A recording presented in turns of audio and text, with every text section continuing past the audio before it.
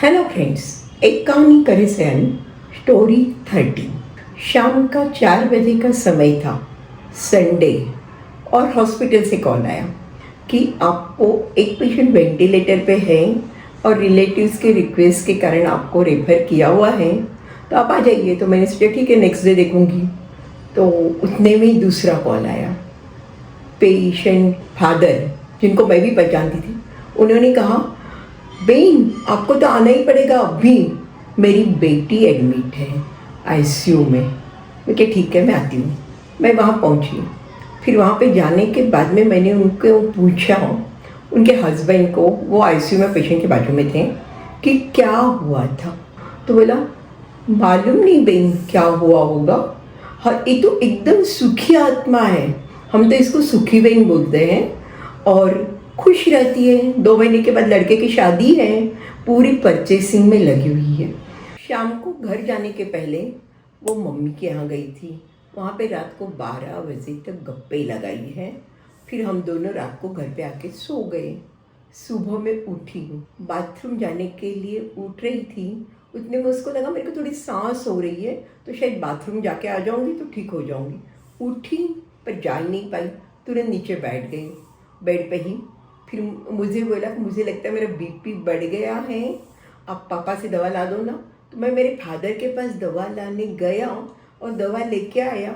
उतने में तो वो बलन पे ही ऐसे पड़ी हुई थी, मुंह से फीन आ रही थी। फिर तो दवा देने का सवाल नहीं, 108 को फ़ोन किया और 108 से सीधा हम लोग यहाँ पे आए। उसके बाद वाली जो हिस्ट्री थी मेरे को हाउस ऑफिसर ने बताई। बोले, मैडम पेशेंट जब पहुँचा था कार्डियक अरेस्ट में ही था, फिर बाद में सीपीआर चालू किया, पेशेंट वेंटिलेटर पे लिया, उसके बाद भी प्रैक्टिकली 25-30 मिनट लगे थे, तब जाके पेशेंट का हार्ट चालू हुआ है। तो बहुत लंबे टाइम तक हार्ट बंद था। मैं पूरी स्टोरी समझ गई, पर अभी रिलेटिव्स को एकदम कैसे बोलूँ। मैंने उनको बोला कि भाई इनको पहले कोई बीमारी थी। बोले, इसको मैंने आपको बोला ना, ये तो हमारा सुखी बेन है, कोई बीमारी नहीं, और पूरी आराम से घूमती फिरती रहती। मैंने पूछा, आपने लास्ट चेकअप कब कराया?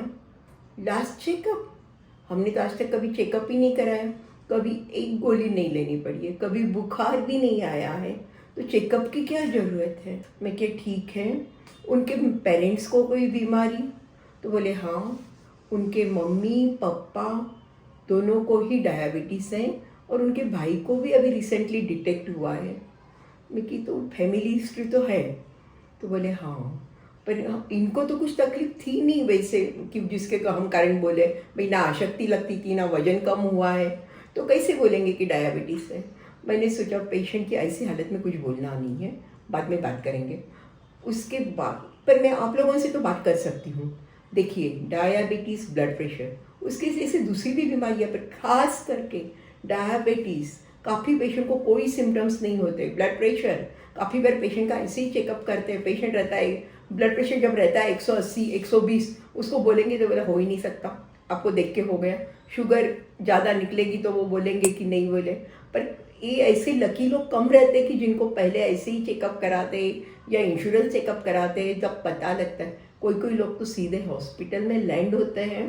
कोई जैसे सुखी बेन का हुआ कि वो कार्डियक अरेस्ट के साथ ही लैंड हुए थे, और कार्डियक अरेस्ट होने के बाद में अगर आप पेशेंट को घर से ही हॉस्पिटल तक शिफ्ट कर रहे हो तो उसमें शिफ्टिंग में ही 15-20 मिनट 30 मिनट का टाइम चला जाता है।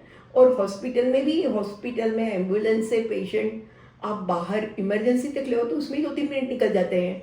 और उसके बाद में पेशेंट का सीपीआर चालू हुआ था, यानी हार्ट का जो भी मसाज करते हैं, ये सब करते हैं, हार्ट चालू करने की प्रक्रिया, यानी हार्ट का पंपिंग तो तब चालू हुआ था। बीच वाला लंबा पीरियड उनका चला गया था। अगर इतना लंबा पीरियड चला गया है तो पेशेंट का ब्रेन डैमेज पूरा होने वाला है, ब्रेन डेथ बोल सकते हैं। और ये पेशेंट को हम काफ़ी बार यही बोलते हैं, अगर पेशेंट का दिमाग नहीं चल रहा है और लकीली अभी मसाज विसाज से बीपी सब मेंटेन किया हुआ है, तो आप चाहो तो आपके ऑर्गन डोनेशन कर सकते हो, कि उसके कारण एटलीस्ट दूसरे बहुत सारे लोगों का कल्याण हो जाएगा। किडनी, लीवर, हार्ट, समझो जरूरी पड़े तो हाथ पैर, काफ़ी सारी चीज़ें, स्किन आप डोनेट कर सकते हो। पर एनीवे मैं आप लोगों को और एक सलाह दे रही हूँ। आपके घर में किसी को डायबिटीज़ ब्लड प्रेशर है तो आप केयरलेस मत रहिए, मत सोचिए कि हम तो बहुत पूरा ध्यान रख रहे हैं। ऐसा ध्यान नहीं रखना है, रेगुलर चेकअप कराते रहिए। कितनी साल की उम्र से आप पूछोगे, मैं तो बोलूँगी 20 साल का है तो कोई बात नहीं, वजन ज़्यादा है करा ही लीजिए, ब्लड प्रेशर शुगर करा लीजिए, कभी कभार बीच में कराते रहिए। मैं तो आजकल बोलूँगी 30 के बाद भी कराइए। काफ़ी बार लेडीज़ को हम लोग बोलते हैं कि मेनोपॉज तो कोई बीमारियाँ नहीं होती है, पर आजकल ऐसे नहीं देखती हूँ। आजकल तो मेनोपॉज के पहले ही अगर घर में दोनों को डायबिटीज़ होगा तो इनको पेशेंट को डायबिटीज़ हो सकता है और कोई सिम्टम नहीं, पेशेंट एकदम एक्टिव है, खाता है, पीता है, सोता है, तो मालूम ही नहीं पड़ता कि उसको प्रॉब्लम है, अनलेस ऐसी कोई लकवा हो गया, हार्ट अटैक आ गया या एकदम अरेस्ट होके बेड लक से पेशेंट इसी हालत में लाया गया। जैसे इस सुखीबेन, जिनका नाम हम लोगों ने सुखीबेन रखा है, उनको लेके आए थे और सुखीबेन की उम्र ज़्यादा नहीं थी, जस्ट 47। और ये बात कब की है? अभी इसी महीने की, सितंबर 2025। और आप लोगों को भी यही बोल रही हूँ कि आप नहीं चेकअप कराया है, कोई भी फैमिली डॉक्टर, सरकारी सेंटर, कहीं पे ही जाके शुगर ब्लड प्रेशर तो चेक करा ही लीजिए कि इसमें अचानक प्रॉब्लम हो सकती है।